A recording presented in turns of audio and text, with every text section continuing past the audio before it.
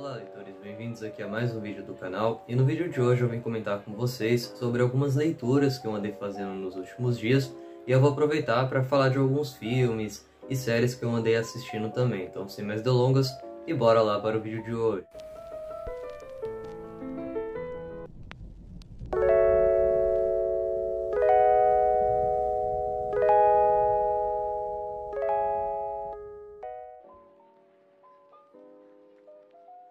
Bom, começando com um livro que estava aí nas minhas metas de leituras para as férias, eu estou falando de Passarinha, um livro contemporâneo, digamos assim. Ele foi lançado, se eu não me engano, por volta de 2009, 2010. Bom, e aqui nesse livro a gente vai acompanhar a história de Kathleen, uma garota de 10 anos que tem síndrome de Asperger, que é uma síndrome que faz parte do grupo TEA, transtorno do espectro autista, ou seja, é um autismo, só que um autismo do grau mais leve, do nível 1.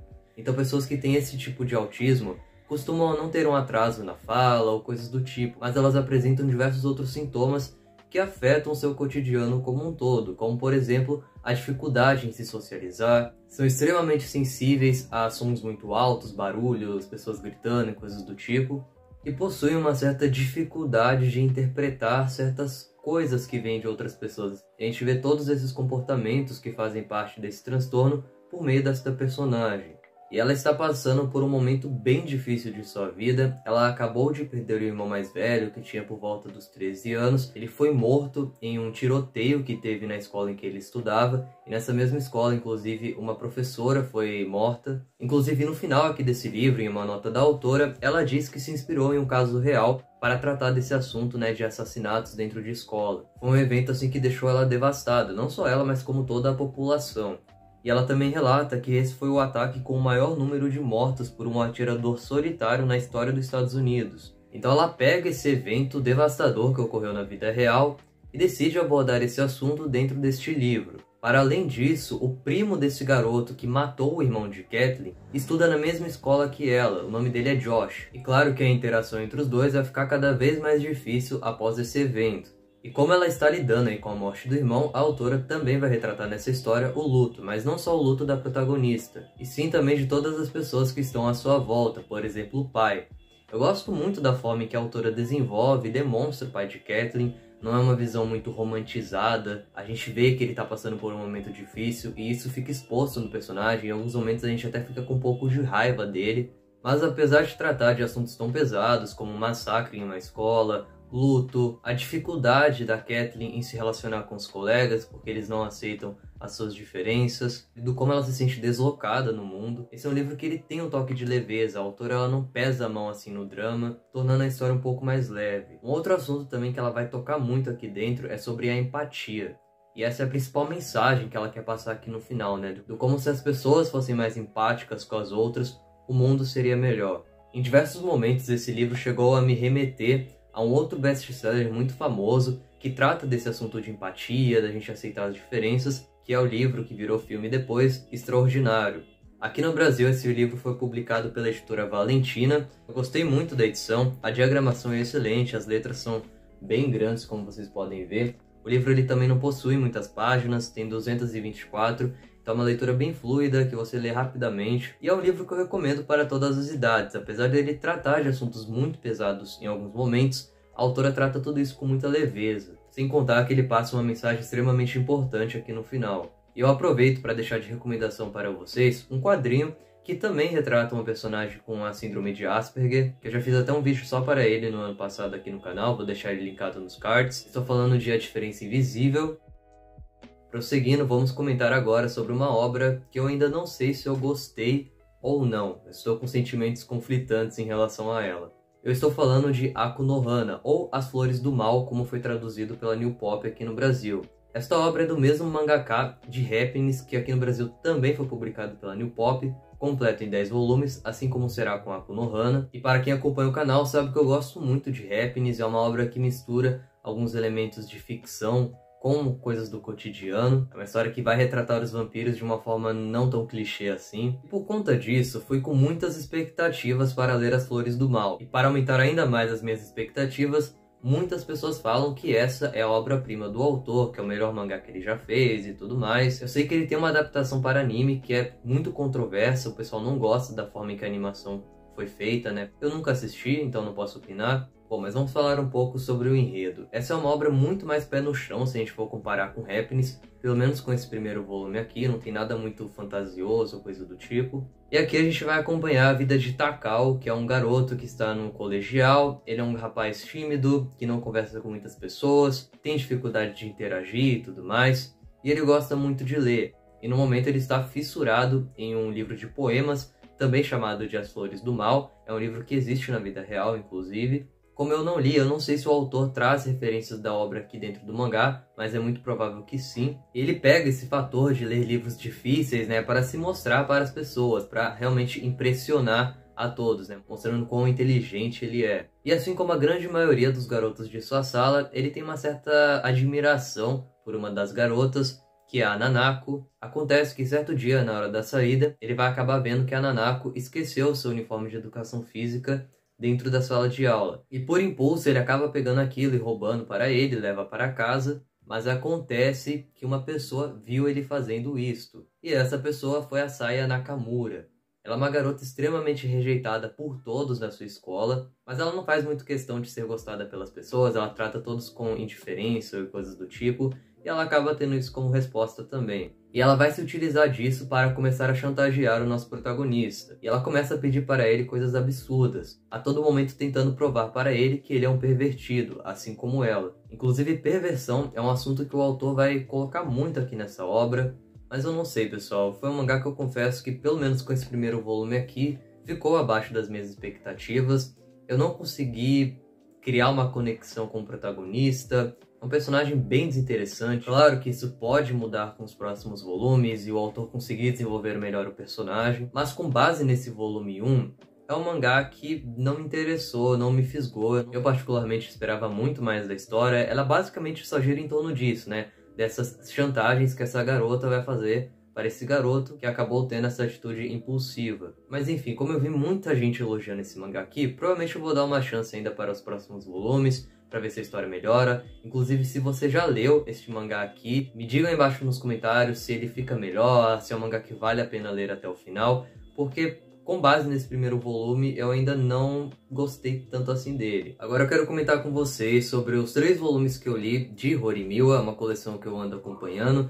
Então no vídeo de hoje eu vou comentar sobre o volume 5, o volume 6 e o volume 7 da obra. Lembrando que esse é um mangá completo em 16 volumes, e aqui no Brasil a editora Panini está publicando ele mensalmente. Se eu não me engano, já saiu o volume 8, eu tô prestes a comprar ele. E eu vou falar desses volumes aqui com alguns spoilers, então se você ainda não leu a obra, recomendo que pule um pouco essa parte do vídeo. Bom, aqui no volume 5 a gente passa a acompanhar melhor o dia a dia desse novo casal que se formou aqui na obra, que é justamente os protagonistas. A Hori e o Miyamura começaram, enfim, a namorar.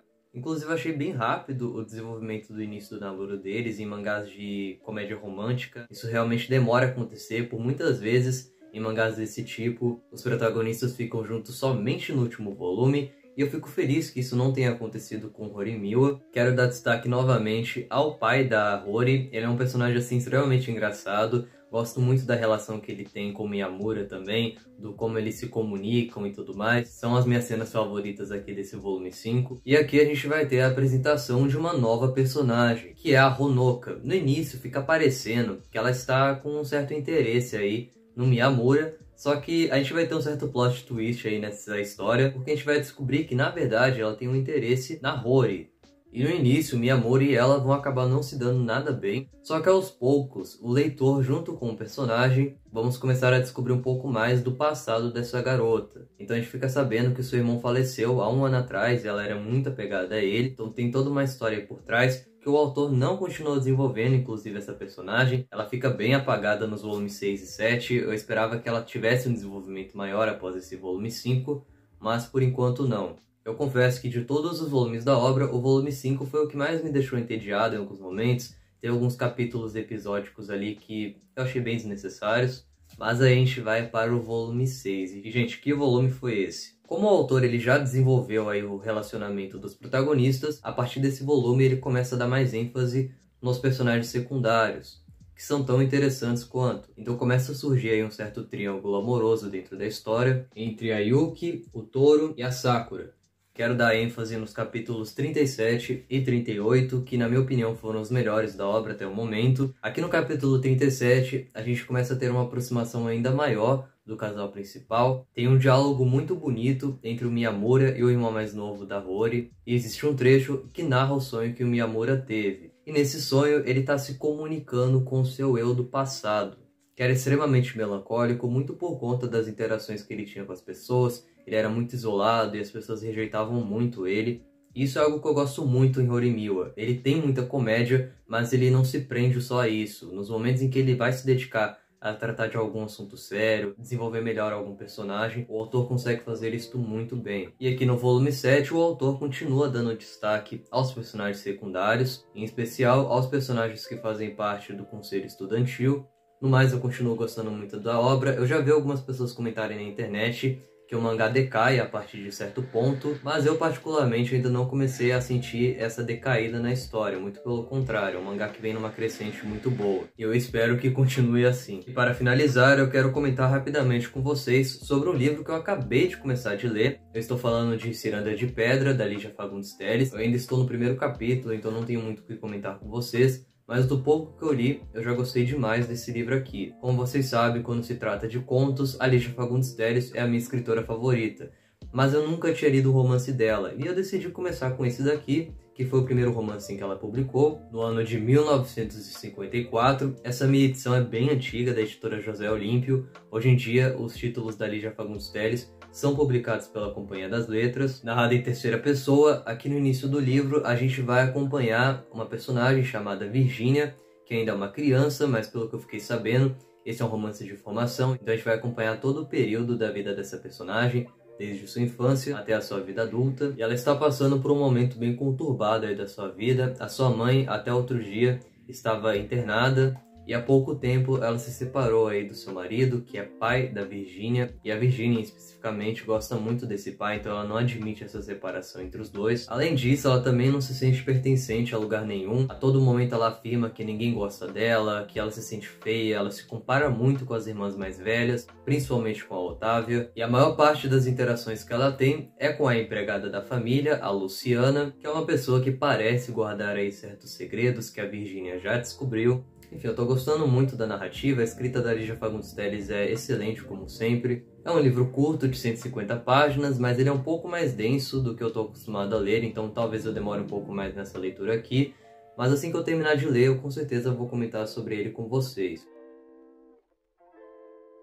Bom, e agora eu vou citar rapidamente aí os filmes e séries que eu assisti nos últimos dias.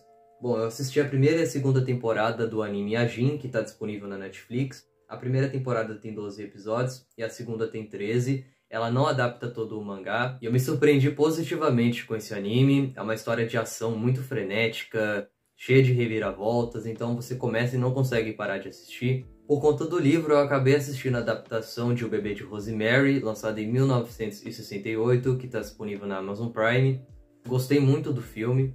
E nos últimos dias eu fiquei bem interessado em assistir filmes de suspense, né, por conta de O Bebê de Rosemary. Eu decidi ver alguns outros, como Corra, que foi um filme que me surpreendeu demais. Ele é do mesmo diretor de Nós, que é um outro filme também que eu gostei muito. E logo depois eu assisti Fragmentado, que é um filme que vai retratar o transtorno de personalidade. E por fim eu assisti a adaptação de 2013 do filme Carrie a Estranha.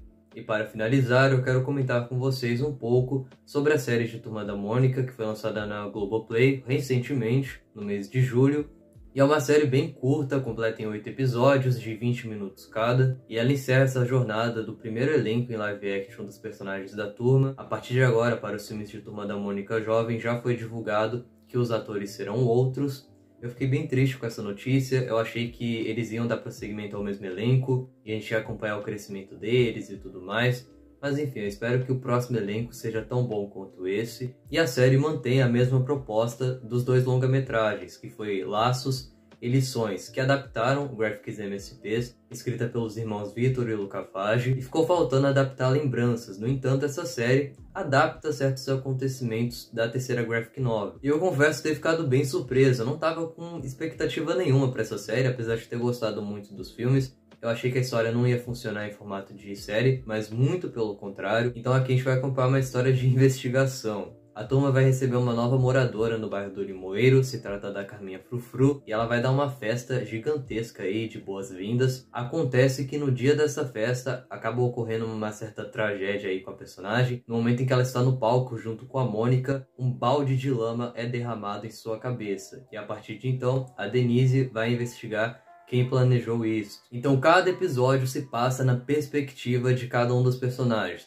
O primeiro episódio na perspectiva de Mônica, o segundo episódio na perspectiva da Magali, depois tem a do Cebolinha e por aí vai. Eu gostei muito do desenvolvimento que a Magali ganhou aqui nessa série. Ela era um pouco apagada ali dos filmes, principalmente no primeiro, e aqui eles deram muito mais destaque à personagem, mostrando um pouco da sua ansiedade também e a sua dificuldade de dizer não às pessoas e como isso acabou prejudicando ela. Também gostei muito do desenvolvimento do personagem do Cascão aqui dentro da série e, claro, gostei muito dos novos personagens que foram apresentados aqui. A atriz da Denise ficou muito boa no papel, combina demais com a personagem. Na série a gente teve também a participação do Capitão Feio, a mãe da Carminha Frufru também aparece, e no episódio 7 a gente tem a aparição da Penha, que era uma personagem que eu não esperava ver no live action de Turma da Mônica, e infelizmente ela apareceu muito pouco como uma certa rival aí da Carminha Frufru. Lembrando que a direção continuou sendo do Daniel Rezende, que dirigiu os 2 primeiros filmes. Essa série ela tem uma carga dramática um pouco maior do que as do filme,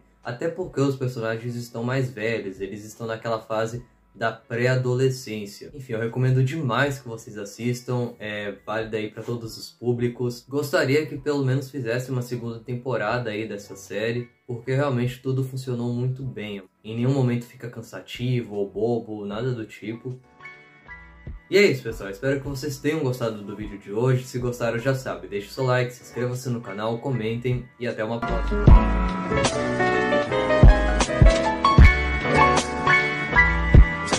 Thank you.